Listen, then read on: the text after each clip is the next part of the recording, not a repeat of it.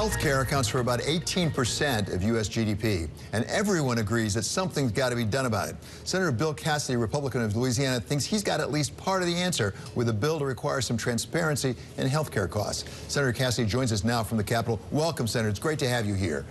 Thank you for having me. I really want to talk about healthcare. It's so important, but just before that, we got to talk about news of the day. There's been so much turnover at the White House, and now there are rumors about McMaster. I'm not asking you about that, but I want to ask you about this. You have one of your colleagues, actually the majority leader, he's saying, boy, you could go too far. For example, if you were to fire Jeff Sessions out Attorney General, is there a red line for Republicans where you say, enough's enough, we can't have this much turmoil?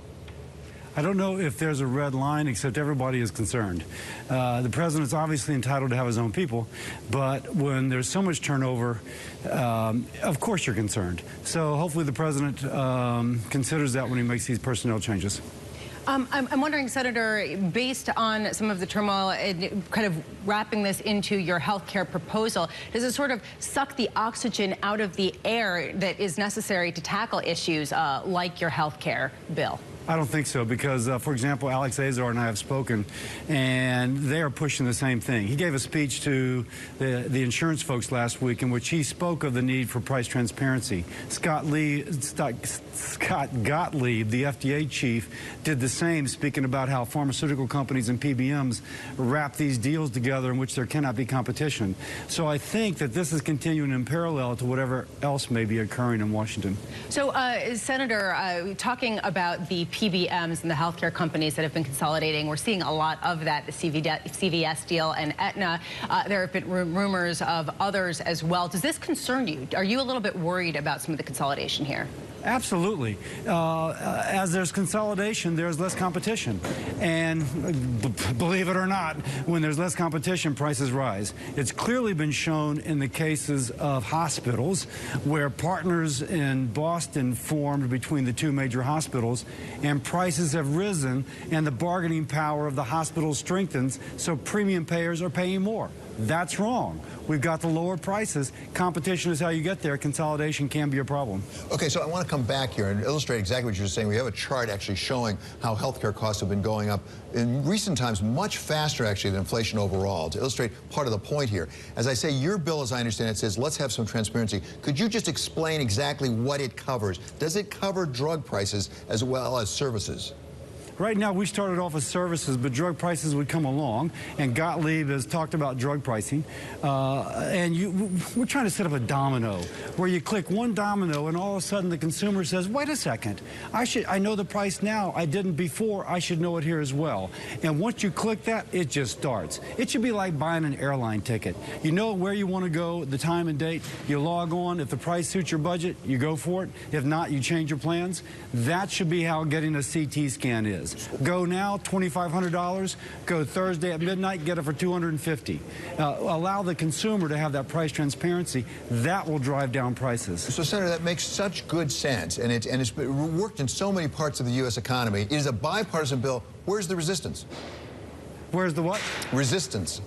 Well, obviously, if you're the person who's charging, as was reported last week, $17,000 for a urine drug test, you don't want that price transparency. Imagine that. You go in for a pre-employment physical urine drug screen, and it's $17,000. This is reported in Kaiser Health News. So if you're the person jacking up the price, you don't like the price transparency.